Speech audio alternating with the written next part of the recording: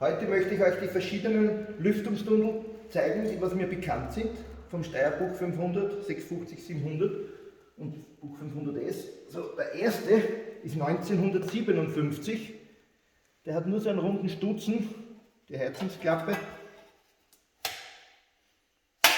und dieser lange Schwanz da. Ja?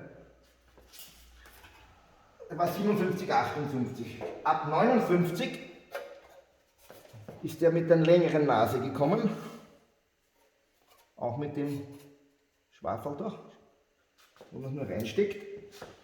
Und ab 1962, auch beim Kombi dann, sind die hinten angeschraubt. Heizungsklappe, schaut auch genauso aus. Und dann ist gekommen der Buch 500F. Also mit Fiat 500F ist das mit einem Buchmotor.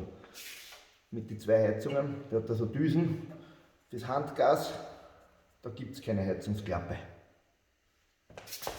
Und dann am Schluss ist der 126 Buch gekommen, oder Fiat 126,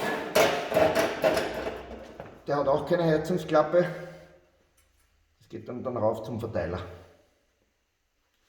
Das waren die 5 verschiedenen Heizungstunnel, die mir bekannt sind.